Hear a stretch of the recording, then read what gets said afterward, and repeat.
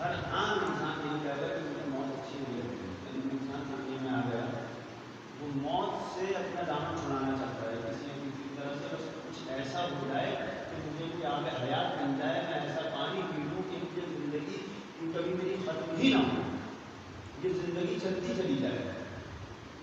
ہر انسان کی فطرتاً یہ چاہتا ہے کہ وہ باقی رہے، تو پروردگار نے اس کی زندگی کے لیے، اس کے وجود کے لیے جو نتیجہ اور جو منزل رکھی، وہ جنت رکھی، اس لیے کہ مالک نے جب اس کو خلق کیا تو صرف اس کو یہ مادی بدن نہیں دیا، صرف یہ جسم اس کو نہیں دیا جو اس دنیا میں رہے گا کچھ سالوں تک نہیں۔ اس لیے ہم نے جب تمہیں خلق کیا تو ہم کیونکہ تمہارے خالق ہیں، ہم جانتے ہیں تمہاری حقیقت یہ تمہارا مادی بدن نہیں ہے کہ اپنے اس مادی بدن کو تم اپنے آپ کو اس کے اندر محسوس کر کے سمجھو کہ بس یہی ہے میری زندگی اور یہی ہے میرا وجود جو میرا بدن نظر آ رہا ہے۔ نہیں، تمہارا بدن اس سے، تمہارا وجود اس سے کہیں بڑھ کر ہے، کیونکہ تمہارا مادی وجود نظر آ رہا ہے، تمہارا بدن نظر آ رہا ہے۔ اور وہ کیا ہے؟ وہ یہ ہے کہ ہم نے تمہارے بدنوں پر تمہاری روح کو مسلط کر دیا۔ جب تک تمہارے بدن پر تمہاری روح مسلط رہی تو تمہیں کہا گیا کہ تم حی ہو، تم حیات رکھتے ہو۔ جب تک تمہاری روح کا تمہارے بدن سے رشتہ جڑا رہا تب تک تمہیں زندہ کہا جا رہا ہے، اور جیسے ہی یہ تعلق ختم ہو گیا تو تم مر گئے۔ اور میں اپنی بات کو زیادہ آسان طریقے سے کہوں، جیسے ہی یہ تعلق روح کا بدن سے جدا ہوا تو بدن ہے جو مر گیا، تم ابھی تک باقی ہو۔ ایسا نہیں ہے کہ یہ تعلق جیسے ہی تمہاری روح کا تمہارے بدن سے جدا ہوا اور تمہاری روح سے جدا ہو گئی تو تمہاری روح کو موت آ گئی ہو، نہیں نہیں، تمہاری روح زندہ ہے، تمہاری روح زندہ ہے۔ اور ہم نے تمہاری حقیقت کو دیکھتے ہوئے کہ جو تمہاری روح ہی ہے اس کو دیکھتے ہوئے ہم نے تمہاری منزل اور مقصود کو معین کر دیا اور وہ رکھی جنت۔ یعنی جب تم نے اپنی زندگی کو سرف کرنا شروع کیا، اس میں زحمتیں کرنا شروع کی، تو تمہارے سامنے جو نقطۂ نظر رہے، جو مقصد تمہاری نظروں کے سامنے رہے، وہ یہ مقصد نہ ہو چھوٹے چھوٹے مقاصد کے کچھ دنوں بعد کچھ تم حاصل کر لو تو تمہاری زندگی کا مقصد ختم ہو جائے۔ کسی نے اپنی پوری زندگی گزار لی، اپنے بچوں کی شادیاں کر لی، اب تو بس موت آ جائے، یہ ساری ذمہ داری ختم ہو گئی، میں نے اپنے کے کام کو انجام دے دیا۔ کیونکہ اپنی معرفت نہیں رکھتا، اپنے وجود کی معرفت نہیں رکھتا، تو اب خواہش کر رہا ہے کہ میں نے سارے کام انجام دے دیے، میں نے اپنی منزل مقصود کو حاصل کر لیا، اب چاہے مجھ سے یہ حیات لے لی جائے۔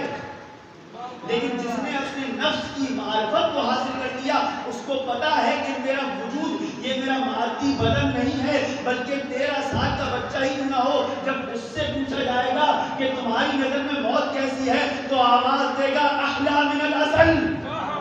ایک درود بھیجیے محمد والے محمد کا۔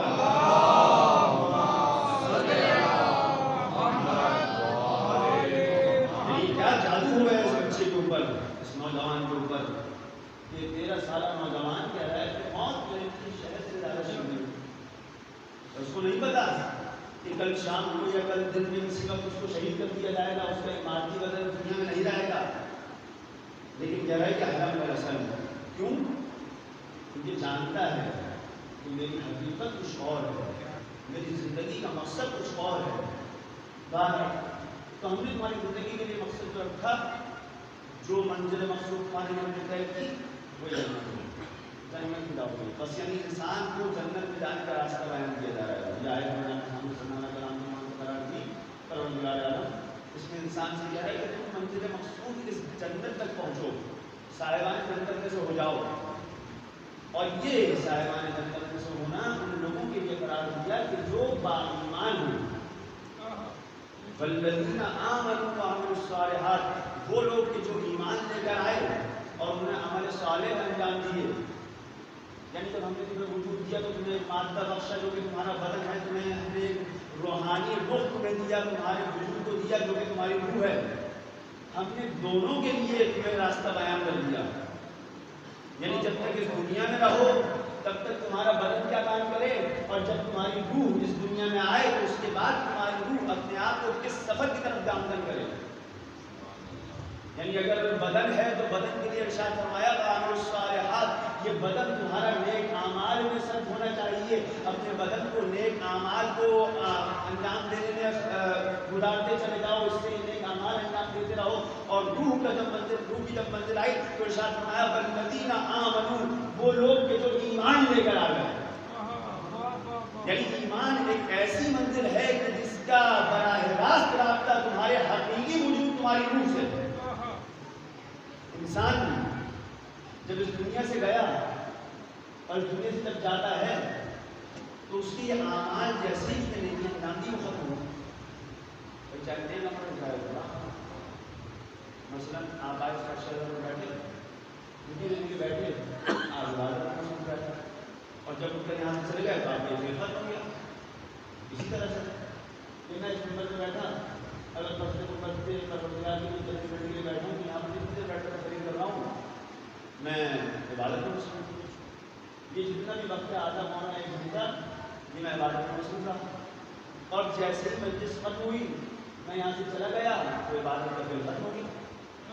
اب میرا بدن عبادت میں مصروف نہیں ہے. پانچ صالحات یہ اعمال ختم ہو جائیں گے لیکن وہ چیز جو باقی رہے گی وہ تمہاری روح ہے کہ جس کا رابطہ ایمان سے رکھ جائے. اور اپنے آپ کو اس ایمان کی منزل پر لے کر جاؤ, اپنی روح کو اس ایمان کی منزل پر لے کر جاؤ. اور اگر اپنی روح کو ایمان کی منزل پر لے جانے میں کامیاب ہو گئے تو اب اگر تم نے ایک لمحے کے لیے اپنی زبان سے سبحان اللہ کہا یا ایک درود شریف کی تلاوت کر دی تو یہ مت سمجھ لینا یہ لمحہ ختم ہو گیا. یہ لمحہ اتنا وسیع ہے کہ تمام کائنات پر احاطہ کیے ہوئے ہے بھائی, کیونکہ اس پروردگار سے جا کر مل گیا. سبحان اللہ, اس پروردگار کی تسبیح ہے یا آل محمد وہ ذوات مقدسہ ہے جو اس ذات سے جڑی ہوئی ہے کہ جو پوری کائنات پر احاطہ رکھتا ہے. اب اس سے مربوط جو فعل انجام دو گے یہ مت سمجھ لینا کہ ختم ہو گیا. ایک لمحے کے لیے سبحان اللہ کا, ایک لمحے کے لیے الحمدللہ کا, یہ ایک فعل تمہاری روح کو کہیں سے کہیں لے کر چلا گیا. یعنی تمہاری روح نے اس ایمان کے سفر کو شروع کر دیا. اور جب تم ایمان کے سفر کی طرف چل پڑے تو ہم تم سے چاہتے ہیں کہ تم اپنے اس ایمان کے سفر کو کامیابی و کامرانی کے ساتھ آگے بڑھاتے رہو. کہیں پر اس کے اندر گیپ نہ آنے پائے, کہیں پر اس میں کوئی خلا نہ آنے پائے. یہ ایمان جو تم نے حاصل کر لیا, یہ ایمان جس کو تم اپنی روح کے اندر اتارنے کی کوشش کی, جس کے لیے تم یہ نیک اعمال انجام دے رہے ہو, جس کے لیے تم اپنی زندگی کو سر کر رہے ہو, ہم یہ چاہتے ہیں کہ یہ ایمان تمہارے وجود کا حصہ بن جائے. یعنی وجود کا اس طرح سے حصہ بن جائے کہ جس طرح تمہارے بدن سے اگر روح جدا ہو تو تمہیں موت آ سکتی ہے, لیکن اس موت کے آنے کے بعد بھی ایسا نہ ہو کہ اس روح سے ایمان جدا ہو جائے. یعنی اس ایمان کو اس طرح سے اپنی روح میں اتار لو کہ موت تو آ سکتی ہو لیکن موت بھی آ کر اسے تمہارے وجود سے جدا نہ کر سکے. ایک درود بھیجو محمد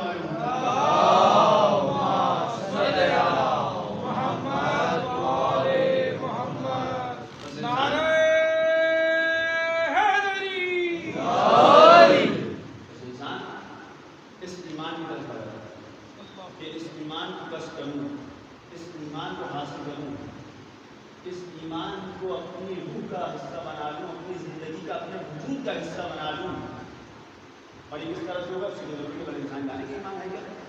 مولا کائنات علی نبی طالب علیہ السلام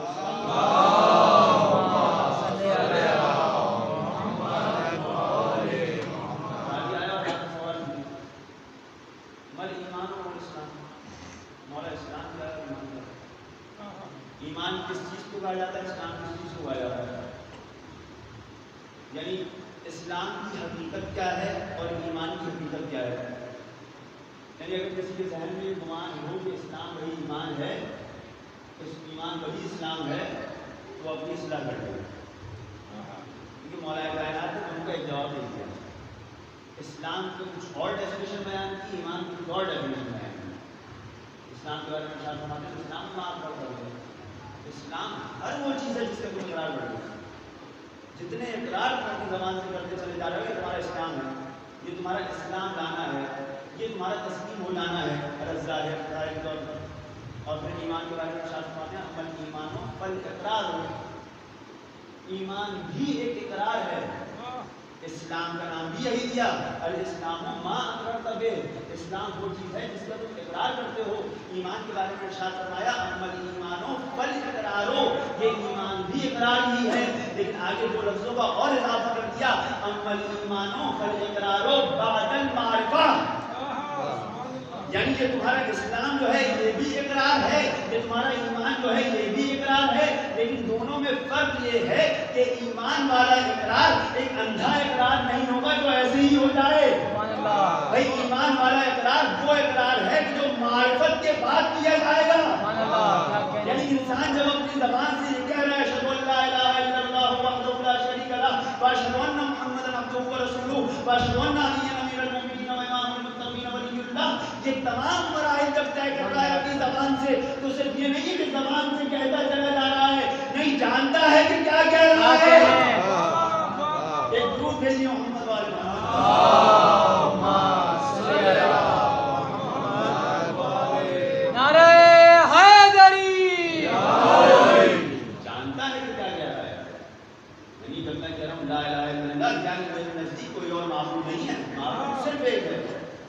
इबादत मैं सिर्फ एक ही करूंगा, और वो ये नहीं कह सकते कि मुसलमानों इबादत किसी अल्लाह की करता हूँ, इबादत में परवरदिगार ने बयान कर दिया, वो इबादत सिर्फ और सिर्फ परवरदिगार ने किया।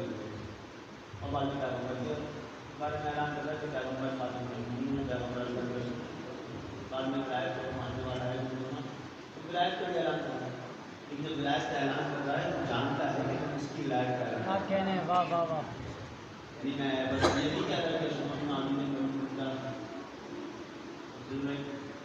आलिम ने मुफ्ती साहब को फैसला किया अपने बातों में कहने के अगर कोई इतराज़ उनके मुशियन में उसके साथ दूसरे किसी ने इतराज़ करने का इतराज़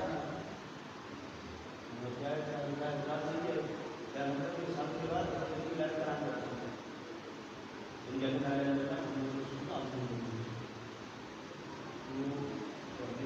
क्या नहीं मानते कि अपना करियर तुम सिर्फ मानते हो, वो कहते भी हो, इकरार भी करते हैं और मानते भी हैं। क्या कहना है, यानी जो इंसान अगर कह रहा है कि सुन्ना भी नहीं तो सिर्फ मान नहीं रहा है, बस मान यहाँ से ही बहुत सारे औलिया हैं, बहुत सारे औसिया हैं, बहुत सारे ज़मीन भरी पड़ी है औलिया इलाही से, बहुत बड़े बड़े कुतुब हैं इस दुनिया में, बहुत बड़े बड़े अब्दाल उतर गए, बहुत बड़े बड़े लोग अभी भी मौजूद हैं, जैसे बहुत सारे औलिया वैसे अली वलीउल्लाह नहीं, इसको मारिफत नहीं है कि अली की विलायत क्या है। अगर अली की विलायत की मारिफत हो जाती तो इस तरह से इकरार नहीं करता, बल्कि कहता कि अली सैयदुल औलिया, अली सैयदुल औसिया, अली पैगंबर के बाद पैगंबर तक पहुंचने का वाहिद रास्ता। एक दुरूद भेजिए मोहम्मद वाले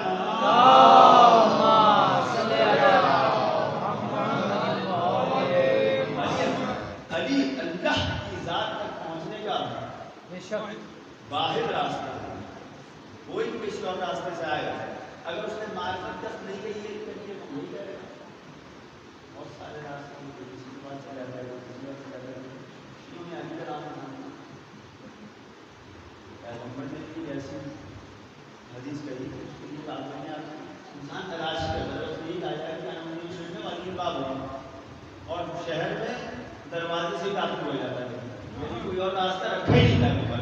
अगर पैगंबर तक पहुंचना चाहते हो तो यही रास्ता है, बस ईमान अगर कोई लेकर आएगा तो यही कहेगा कि मैं खुदा की मार्फत रखते हुए इकरार कर रहा हूँ, मैं पैगंबर की मार्फत रखते हुए इकरार कर रहा हूँ अपने वजूद की हद तक, जिस हद तक मेरी मार्फत हासिल करना मुमकिन था उस हद तक, न कि कमाल मार्फत के कोई इंसान की दावा कर दे मुझे पता है कि पैगंबर की शख्सियत क्या थी, मुझे पता है कि अली ने ये काम फला काम हर काम किस वजह से किया, मुझे पता है कि अली के वजूद का फलसफा क्या था इस दुनिया के अंदर, अली ने किस तरह अली के वजूद के कितने मरातिब थे, अली ने कहाँ कहाँ किस किस तरह से अपनी ज़िंदगी को गुजारा, किस किस आलम में अली किस किस सूरत में थे।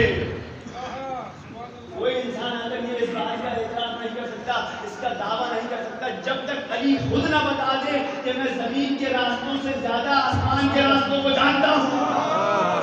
एक दुरूद भेजिए मोहम्मद वाले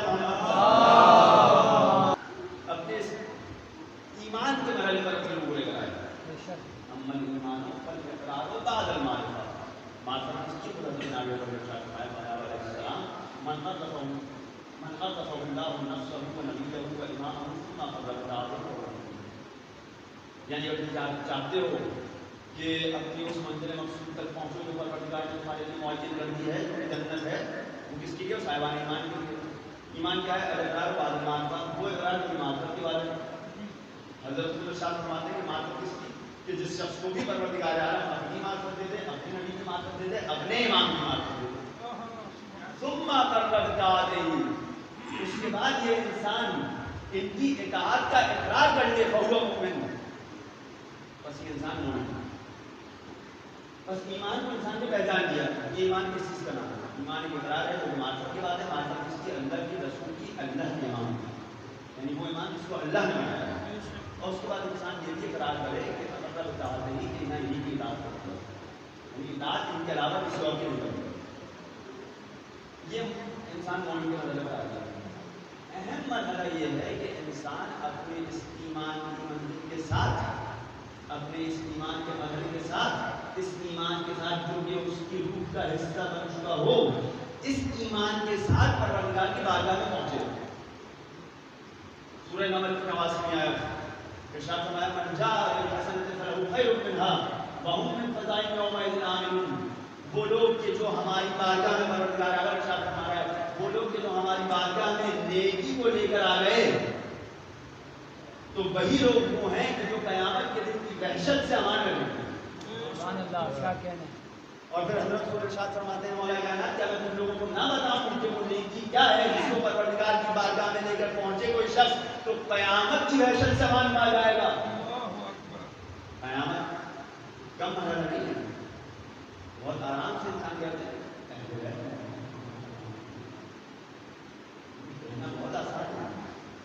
قیامت اتنا سخت مرحلہ ہے کہ اولو العزم انبیاء کو پیغمبر کی شفاعت کی ضرورت ہے. قیامت اتنا سخت مرحلہ ہے، یعنی اولو العزم پیغمبر کے جس سے ترک اولا کام نہیں ہوا اس دنیا میں، یعنی اصلا گناہ کا تصور نہیں ہوا. اس پیغمبر کو، اس نبی کو قیامت کے موقع پر پیغمبر کی شفاعت کی ضرورت ہے.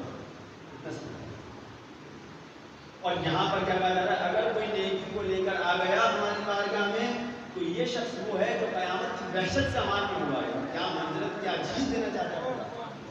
اور مولا کائنات پر آگے آकर اعلان کرتے ہیں کہ میں تم کو نہ بتاؤں کہ وہ نیکی کیا ہے جس کو پروردگار کی بارگاہ میں اگر لے کر پہنچ گیا تو قیامت کی وحشت سے امان پا جاؤ گے. راوی کہتا ہے کہ مولا فرمائیے، مجھے بتائیے کہ وہ کون سی نیکی ہے. فرماتے ہیں حبنا اہل بیت. ہم اہل بیت کی محبت وہ نیکی ہے جس کو پروردگار کی بارگاہ میں اگر لے کر پہنچنے میں کامیاب ہو گئے تو امان پا جاؤ گے. یہ گرو گئی ہے محمد والے محمد پر.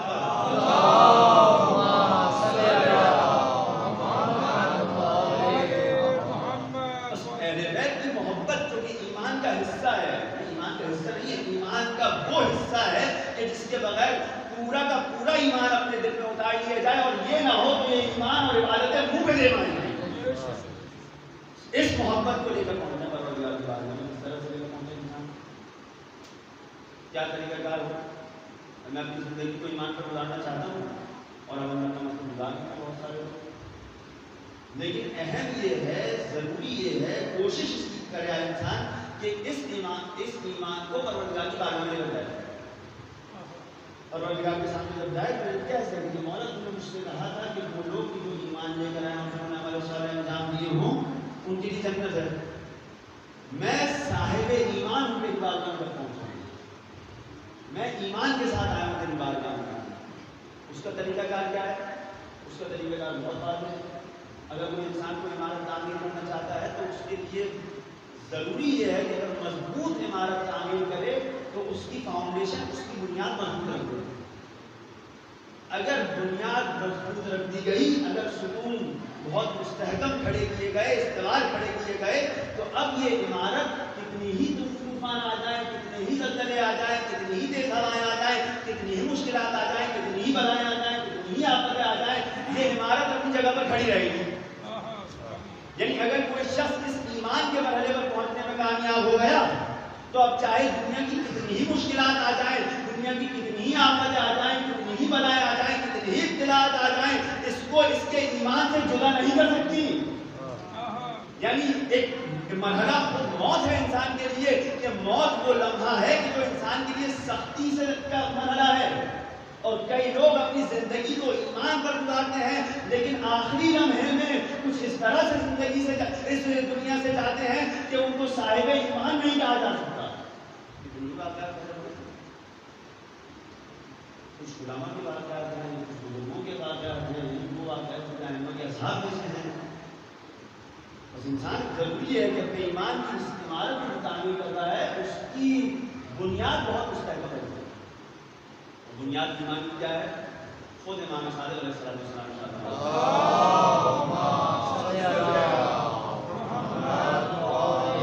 حضرت ارشاد فرماتے ہیں یقین و عماد الایمان. ایمان کے منزل پر اگر پہنچ گئے, ایمان کو تم نے حاصل کر لیا, ایمان کو اگر تم نے کسب کر لیا, اپنی روح کو ایمان سے جوڑ لیا, تو یہ رابطہ مضبوط کرنے کا جو طریقہ کار ہے وہ یہ ہے کہ اپنے ایمان کی اس عمارت کو یقین کی بنیادوں پر کھڑا کر دو.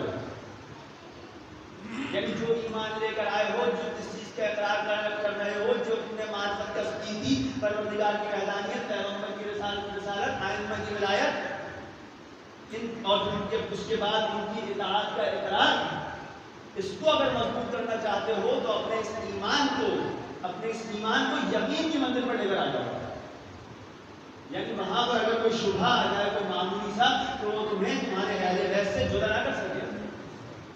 یعنی اگر کسی نے آ کر اس طرح سے اعتراض کر دیا کہ کیا وجہ ہو گئی تھی کہ علی جیسا بہادر شخص, علی جیسا دلیر شخص جس نے مکہ کے ہر گھر میں صفحہ بازوں پھنسوا دی, وہ علی پیغمبر کے بعد کیا وجہ ہے کہ اپنے گھر میں بیٹھا ہوا ہے اور گھر کی ناموس دروازے پر. میں یہ نہیں کہہ رہا کہ شبہات نہیں ہونی چاہیے, اعتراضات نہیں ہونے چاہیے, سوالات کہیں پہ ایجاد ہونے چاہیے, لیکن یہ نہیں سمجھ لینا چاہیے کہ مطلب میرا دماغ بہت زیادہ فعال اور ایکٹیو ہے, جو چیزیں میں سوچتا ہوں وہ دوسرے کسی نے سوچی ہی نہیں ہے کبھی تاریخ میں, تو جو سوال میں سوچ رہا ہوں اس کا شاید جواب ہی نہیں ہو.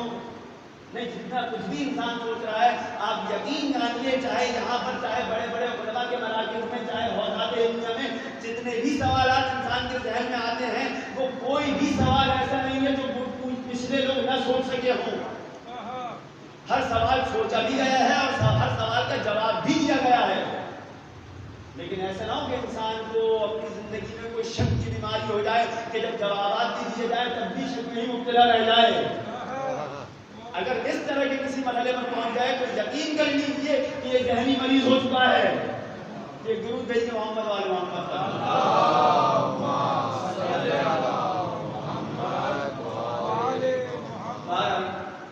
بس انسان اپنے اس ایمان کی عمارت کو یقین کی بنیادوں پر کھڑا کرے. یقین کس طرح سے حاصل ہوگا؟ یقین کیا کرتا ہے؟ مثلا حضرت نے ارشاد فرمایا التوکل من قوت الیقین, یعنی اگر کسی کے دل میں یقین کی کیفیت پیدا ہو گئی تو اس کے اندر توکل کا عنصر پیدا ہو جائے گا. یعنی اب جب وہ کوئی کام انجام دینے جا رہا ہے, پروردگار کی راہ میں اپنی طرف سے تمام اپنی ذمہ داری کو انجام دے چکا ہے, تو نتیجے کی نسبت پروردگار کو توکل کرے گا. یعنی وہاں پر اس کے لیے کامیابی اور ناکامی کا معیار یہ نہیں ہے کہ میں جو کام انجام دے رہا تھا اس کو آخر تک پہنچا سکا یا نہیں پہنچا سکا. نہیں, وہاں پر کامیابی کا معیار یہ ہے کہ میرے پروردگار نے مجھ سے یہ کام چاہا تھا, میں نے یہی انجام دیا ہے, اب چاہے شہادت ملے چاہے کامیابی ملے دنیاوی. اور اگر اس پیراہے میں اس نقطۂ نگاہ سے حسین ابن علی کے قیام کو دیکھا جائے گا تو حسین ابن علی ہمیشہ کے لیے کامیاب ہو گئے. بھائی وقتی طور پر تو ممکن ہے کہ کوئی بہت مظاہر ڈال دیے گئے اہل بیت پر, حسین کو شہید کر دیا گیا, ان کے لشکر کو شہید کر دیا گیا, وہ ہار گئے, جنگ میں ان کو شکست ہو گئی. لیکن اگر کوئی حسین کے نقطۂ نگاہ سے دیکھے تو حسین کو کامیابی ہی ملنی تھی, ناکامی ہو ہی نہیں سکتی تھی. کیونکہ توکل من قوت الیقین, کیونکہ توکل خدا پر ہے. مجھے اپنی ذمہ داری کو انجام دینا ہے, جب میں نے اپنی ذمہ داری انجام دے دی تو نتیجہ چاہے کچھ بھی ہو, میرا پروردگار جو مجھ سے چاہتا تھا میں نے اس کو راضی کر لیا, یہی میرے وجود کی کامیابی ہے. ایک ضرور بھیجیے محمد والے محمد.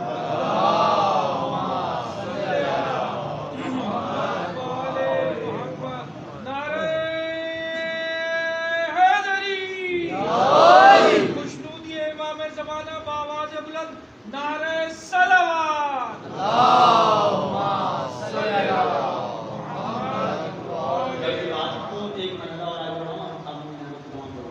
ये इंसान ये किस तरह से यकीन को हासिल करेगा? सवाल है। ईमान को बता दिया कि ईमान तुम्हारे अकीदे का नाम है, जिसका इकरार करते हो और इकरार मार्फत है, ये रास्ता बता दिया। ईमान को किस तरह मजबूत करो, यकीन क्या हो, यकीन की मंजिल पर पहुंचो, यकीन किस तरह हासिल करो, तो खुद मासूम ने इरशाद फरमाया बिल-यकीन युनअमुल इबादत। इबादत वो चीज है जिसके बदले में तुम्हें जो नेमत मिलेगी उसका नाम यकीन है। यही जब कहा जा रहा है कौन से कुरान मजीद में वअबुद रब्बका हत्ता यअतियकल यकीन, इबादत करो अपने परवरदिगार की यहाँ तक कि यकीन हासिल हो जाए। तो इसका मतलब ये नहीं है कि जब यकीन हासिल हो तो इबादत छूट जाएगी, नहीं, इबादत मुसलसल चलती रहेगी और जितनी जितनी बढ़ती रहेगी आगे उतना उतना यकीन बढ़ता चला जाएगा। इसलिए जितना बड़ा वली खुदा होगा उतना बड़ा आबिद होगा, जितना बड़ा वली खुदा होगा उतना बड़ा परवरदिगार की इबादत करने वाला होगा, क्योंकि वो जानता है कि यही रास्ता है जो कि यकीन की मंजिलों तक पहुंचाएगा। एक जुरूर भेजिए मोहम्मद वाले मोहम्मद पर।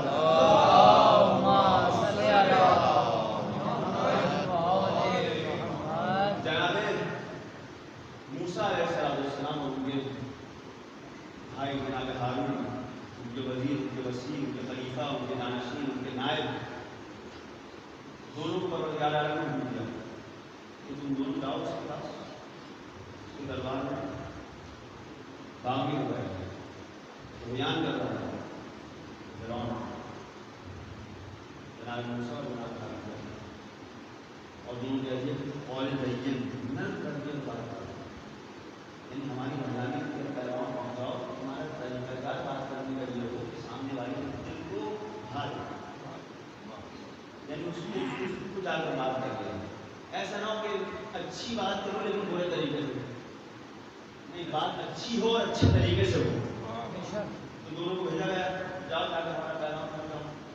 जनाब मूसा जनाब हारून के पास साथ आए, मूसा के फिरौन के दरबार में, और आकर कहते हैं कि तू अपने आप को रख के आता है परवरदिगार से कह दो, जिसने आसमान को पैदा किया, जिसने मुझे पैदा किया, जिसने मेरा औलाद को पैदा किया, जो तेरा भी खाली है किस खाली है,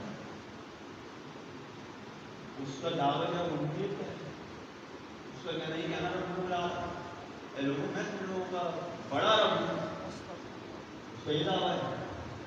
और मूसा ने जाकर उसकी रुबियत को चैलेंज कर दिया कि तुम अपने आप को रब कह रहे हो, मैं जिस रब को मुख्तार फरमाने के लिए आया हूँ वो रब है तो तुम्हारा भी रब है, यानी तुम भी मरबूब हो, तुम भी मखलूक हो। जिस तरह ये तमाम अफराद जो तुम्हारी रैयत में है वो तमाम के तमाम मरबूब हैं, मखलूक हैं, उसी तरह से तुम भी परवरदिगार आलम के मखलूक हो। ऐलान किया, मुझे मेरी हिम्मत से बेदखल करके बनी इस्राइल की बात को समझना चाहता है और बात करता है। ये बात तो तौहीद से शुरू हो रही है, लेकिन जायज़ है बता दें पैगंबर जब कह रहे हैं कि कुल ला इलाहा इल्लल्लाह तफ़्लिहून, और अहले मक्का इसको कबूल नहीं करते, तो जानते हैं ये अभी हमसे हमारे बुतों को छुड़वा रहा है, बाद में खुद आकर अपना जिंदगी अपने परवरदिगार को मनवाएगा, अपनी हुकूमत भी चलाएगा। और यही बात फिरौन को वहाँ गया कि भाई ये आए तो हैं ये कहकर कि परवरदिगार है, परवरदिगार कौन सा जो नजर ही नहीं आ रहा, फिरौन को बहुत आसानी से मानना चाहिए। हाँ ठीक है, वो तुम्हारा परवरदिगार, मैं भी परवरदिगार, मैं भी रब, वो भी रब, मैं भी रब, बहुत आसान है। बिलासर की रैयत तो मैं ही तो पाल रहा हूँ, मैं ही तुमको खाने पीने को देता हूँ, मैं ही तुमको उनकी जान बख्शी करता हूँ, तो जिंदा रह रहे हैं, उसने किया भी ऐसे, उसने मैं जिंदगी देता हूँ। जो लोगों को बुलाया और बुला कर कहा ये जिंदा इसको छोड़ दिया, उसको मार दिया, मैंने मार दिया, मैं उसको छोड़ दिया, उसको मैंने जिंदगी दी, उसको कत्ल कर दिया, उसको मैंने मार दिया, तो जिंदगी और मौत की है मेरे हाथ में। लेकिन समझ गया बात सिर्फ रुबूबियत परवरदिगार को मानने की है, बात इससे बढ़ गई। और वो बात क्या है कि मैंने इस्राइल की बागडोर संभालना चाहते हो, उस कौम की बागडोर अपने हाथ में लेना चाहते हो, इनके ऊपर हुकूमत करना चाहते हो। अपने अल्लाह के लोगों को मशवरा किया क्या किया जाए, सूरत ताहा में ये लफ्ज़ है कि क्या किया जाए। तो वो कहते हैं कि ये दावा जो कर रहा है इसके पास कोई दलील भी है, ना मुझसे दलील मांगी, ना मुझसे आदमी सा असलियत ज़मीन पे मारा, वो दावा किया। अब सबने देखकर बोला कि یہ جادوگر ہے اور بہت بڑا جادوگر، اور اس سے مقابلے کے لیے ہم جادوگر کو جمع کرنا پڑتا ہے۔ تم اس کو فلاں دن فلاں موعد پر فلاں موقع پر، جس کو قرآن نے عید کا دن کہا کہ عید کے دن جو بھی بنی اسرائیل میں عید کا دن ہوتا ہوگا، عید کے دن ان کو فلاں مقام پر بلا لو، اور اس وقت کہ جب سورج نکل رہا ہو، سورج چڑھ رہا ہو، اس وقت ان لوگوں کو بلا لو، اور ہم یہاں سے مصر کے بڑے بڑے اور عظیم جو ساحر اور جادوگر ہیں ان لوگوں کو جمع کریں گے، اور یہ جتنے ہی بڑے جادوگر ہوں جو ان کا مقابلہ نہیں کر پائیں گے ان سارے جادوگروں کا۔ طے بات ہے، جناب موسیٰ کو کہا گیا کہ فلاں دن آنا، عید والے دن فلاں مقام پر اس وقت موقع آیا، پورے مصر سے بڑے بڑے جادوگر کو جمع کر کے لایا گیا۔ یہ تمام جادوگر آئے، جناب موسیٰ و ہارون ایک طرف، تمام بڑے بڑے مصر کے مشہور معروف اور عظیم جادوگر دوسری طرف، وہ ہاتھ میں کچھ چیزیں لے کر آئے۔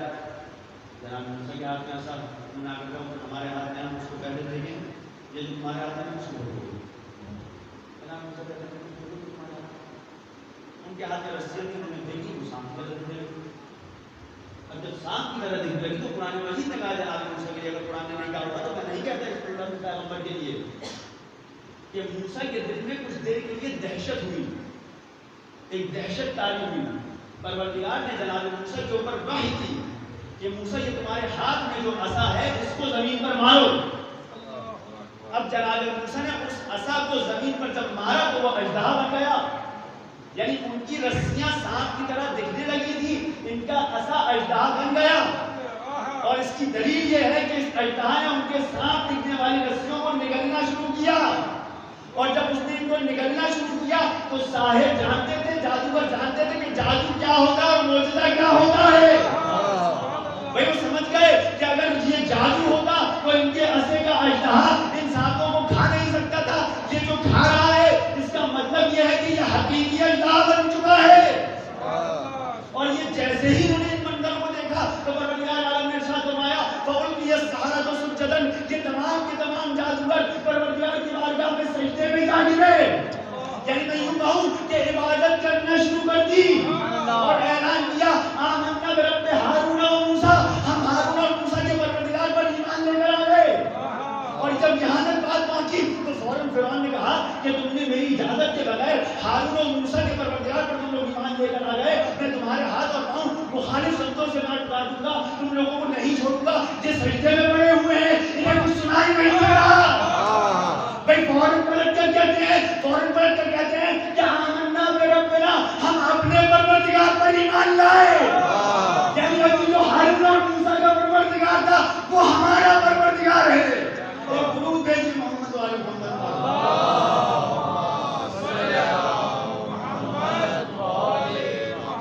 وہ ہمارا پروردگار ہے، ہمارا رابطہ اس سے برقرار ہو گیا ہے، ہم نے اس کی بارگاہ میں سر رکھ دیا ہے، ہم نے اس کی بارگاہ میں سجدہ کر لیا ہے۔ صحیح ہے کہ پروردگار کو پہچانوایا ہارون اور موسیٰ نے تھا، لیکن اب وہ ہمارا پروردگار ہے، ہمارا اس سے ایک ارتباط برقرار ہو چکا ہے، اور کیونکہ عبادت شروع کر دی تو فوراً دل میں سے ایک اسلام کا گزر ہوا، ایک یقین کا گزر ہوا، ایک ایمان کا گزر ہوا، اور اب کوئی چیز نہیں ہے جو ان کو ڈرا سکے، کیونکہ توکل من قوت الیقین، کیونکہ اب ان کے دل میں توکل ہے، ان کو پتا ہے کہ ہم نے اپنے پروردگار کی بارگاہ میں سجدہ کر لیا ہے، اپنے ماتھے کو پروردگار کی بارگاہ میں ٹیک دیا ہے، اب توکل اسی کی ذات پر ہے۔ تو صرف ہاتھ پاؤں کاٹ سکتا ہے، اس روح سے ایمان کو جدا نہیں کر سکتا۔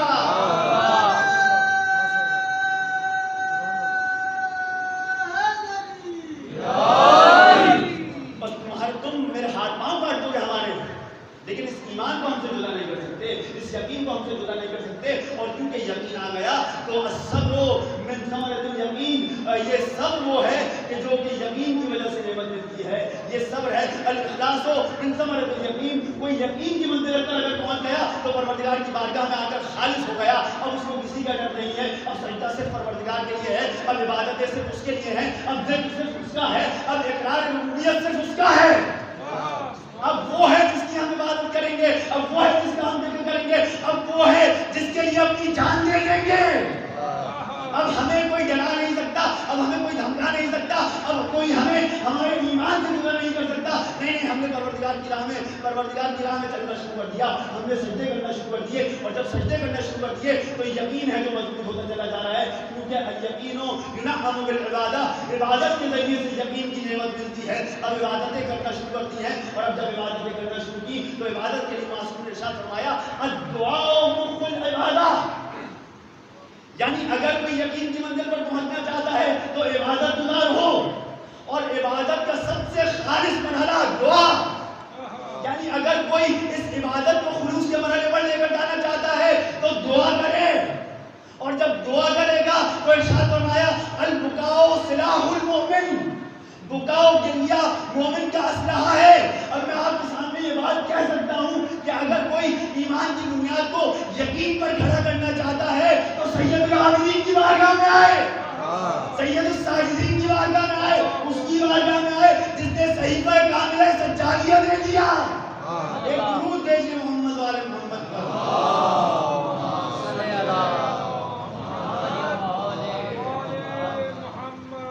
बस ये सैयदुल साजिदीन की बारगाह में आना पड़ेगा, इस ईमान को मजबूत कर सको, और ईमान को अगर मजबूत कर लोगे, ईमान को अगर यकीन की बुनियादों पर इस्तेमाल कर लोगे, तब कोई नहीं है जो तुम्हारे ईमान से जुदा कर सके। तुम्हें से डराया जा सकता है, तुम्हें से धमकाया जा सकता है, तुम्हें मौत की धमकी दी जा सकती है, नहीं तुम्हारे लिए कत्ल का इल्जाम किया जा सकता है, लेकिन ईमान को तुमसे नहीं छीना जा सकता, ये ईमान तुमसे नहीं छीना जा सकता। और ये अजीब कैफियत है यकीन की। इरशाद फरमाते हैं अल यकीनु हुबूरुन, यकीन एक सुरूर है, यानी वो कौन सी चीज थी कि फिरौन के सामने सजदे में पड़े हुए कह रहे हैं कि आमन्ना बिरब्बिना, वो यही यकीन है कि इसमें इनको एक सुरूर हासिल हो रहा है। अब फिरौन की धमकियां इनको डरा नहीं सकती, इनको धमका नहीं सकती, इनको इनके ईमान से जुदा नहीं कर सकती, क्योंकि ये सुरूर की मंजिल पर है, क्योंकि ये दुआ की मंजिल पर है।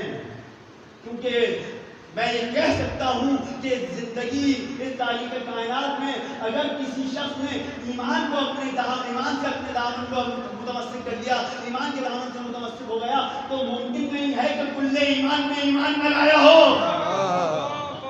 और कुल्ले ईमान में जब ईमान लेकर आएगा तो उसका रास्ता ही नहीं।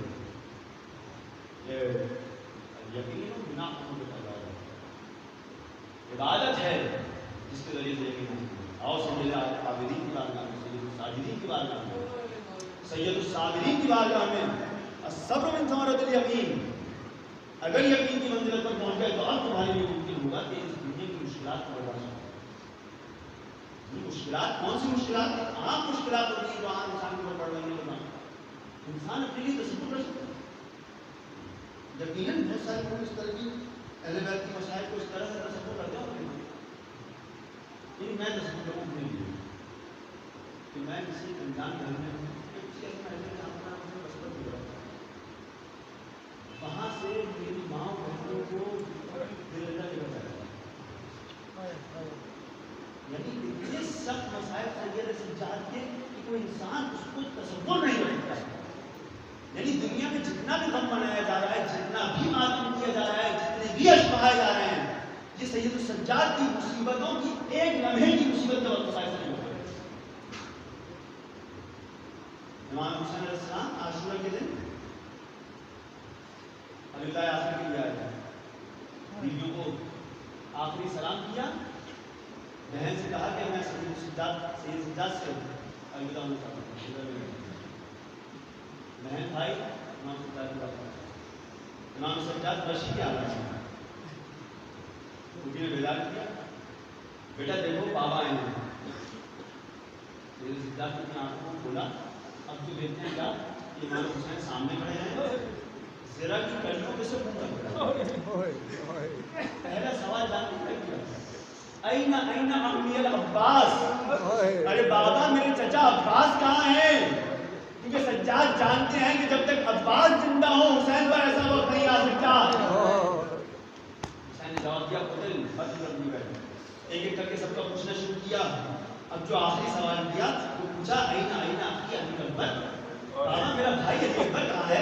हुसैन जो भी सवाल कर रहे थे सैयद सज्जाद कह रहे थे खुद कत्ल कर दिया है, लेकिन जब अपने भाई के बारे में पूछा तो हुसैन ने सुनने को बदल दिया, क्योंकि हुसैन जानते हैं कि दरियाए गैर में भाई का भाई से जुदा होने का मतलब क्या होता है। कुछ देर पहले अब्बास को खोकर बैठे हैं, अब जब पूछा ये अकबर کہ بیٹا بس اتنا سمجھ لو مردوں میں یا تم رہ گئے ہو یا میں رہ گیا ہوں. پھوپھی اماں میرا عصا لے کر آئیے. بیٹا عصا سے کیا کرو گے؟ بابا آپ نے تو کہا ہے کوئی نہیں بچا مردوں میں. ارے میں جا کر آپ کا دفاع کروں گا, آپ کے اوپر اپنی جان کو نچھاور کر دوں گا. نہیں میرے لال, تمہارا جہاد کربلا نہیں ہے, تمہارا جہاد کوفہ و شام کے بازار ہے. عصر عاشور زد ہوائیں کربلا کے بند میں چلنا شروع ہوئی. ایک دفعہ زینب اولیاء نے بھتیجے سے آ کر پوچھا, صاحب سجاد ذرا دیکھو یہ کیا ہو رہا ہے, یہ کس طرح کی ہوائیں چل رہی ہیں کربلا کے میدان میں. پھوپھی اماں در خیمہ کو اٹھائیے. اب جو در خیمہ کو اٹھایا تو لوگ نیزہ پہ ایک سر بلند ہے, السلام علیکم یا ابا عبداللہ. ارے حسین شہید کر دیے گئے, آ گئی شام غریبہ. عجیب موقع پر مولا کی امامت کا آغاز ہو رہا ہے, عجیب مرحلے پر ہے امامت. پھوپھی بھتیجے کے پاس آئی, بیٹا خیموں پر حملہ ہو رہا ہے, تم بتاؤ خیموں میں رہیں جل کر مر جائیں یا باہر چلے جائیں. سید سجاد نے جواب دیا, علیکم بالفرار, سیلانیوں آپ لوگ خیموں سے باہر جائیں, جان کو بچانا واجب ہے. اب سیلانیاں ایک دفعہ باہر نکلی, خیموں کو آگ لگائی گئی. راوی کہتا ہے میں نے دیکھا در خیمہ پر ایک خیمے کے دروازے پر جہاں پر آگ چل رہی تھی, ایک بلند قامت خاتون کھڑی ہوئی خیمے کے اندر جانا چاہتی ہے. میں نے پوچھا ہے معظمہ تمہارے لیے کیا کوئی مال اندر رہ گیا ہے؟ تو کہتی ہیں ان لنا علیلا, ارے ہمارا ایک علیل اندر رہ گیا ہے, ہمارا ایک مریض اندر ہے. اور ایک دفعہ یا علی کہہ کر آگ میں چھلانگ لگائی زینب نے, اور کچھ دیر بعد جو آئی تو پشت پر امامت کا بار اٹھائے ہوئی ہے, سید سجاد ہے. باہر آئی, شام غریبہ گزری, 11 محرم کی صبح. یہ بھی ایک عجیب مرحلہ ہے. سب کو اعلان کر دیا گیا, سب کو بتا دیا گیا تم لوگوں کو اسیر بنا کر کوفہ لے کر جایا جائے گا, سب تیاری کریں. ارے مقتل میں آئی تمام بیویاں اپنے محرموں سے جدا ہو رہی ہیں. سید سجاد کیونکہ مریضی کے عالم میں ہیں, اپنے آپ کو سنبھال نہیں سکتے, تو اونٹ پر بٹھایا گیا اور پیچھے سے پاؤں کو باندھ دیا گیا. سید سجاد نے اونٹ نے چلنا شروع کیا. ایک دفعہ مقتل میں نظر پڑی, باپ کا بے گورو کا جنازہ. زینب نے بھتیجے کی حالت کو دیکھا, رنگ زرد پڑتا جا رہا ہے, آواز دی, ارے میرے بھائی کی آخری نشانی میں کیا دیکھ رہی ہوں, کیا اپنی جان دے دو گے؟ حسین اور سجاد کے درمیان خود کو حائل کر دیا کہ سید سجاد کی جان بچ جائے. غریبی کے عالم میں اسیر بنا کر لے کر جایا جا رہا ہے کوفہ کہ جہاں پر زینب کا بچپنا گزرا ہے. جب پہنچے ہیں تو رات کا وقت ہے, دن نہیں نکلا. ارے سب کو کوفے کے دروازے پر کھڑا کیا گیا, انتظار کروایا گیا گھنٹوں پر. ارے تم لوگ کھڑے رہو, کل اعلان کیا جائے گا. باغیوں نے خروج کیا تھا, ان کی ناموس کو اسیر بنا کر لایا جا رہا ہے. ایک ہی رسی میں 12 گلے بندھے ہوئے ہیں. سب سے چھوٹی بچی اس میں سکینہ, سب سے بڑے امام سجاد. نہ جانے کس طرح انہوں نے اپنے آپ کو سنبھالا.